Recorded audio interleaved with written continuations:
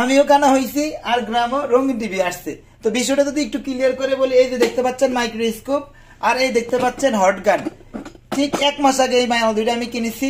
আর এখনই দেখতেছি এই যে ওয়াইসিএস নামের এই ব্র্যান্ডের মালগুলা এমন ভাবে রিভিউ দিচ্ছে, আপনি না দেখলে বুঝবেন না তারা কি জিনিস দিচ্ছে এই জিনিসগুলোর মধ্যে।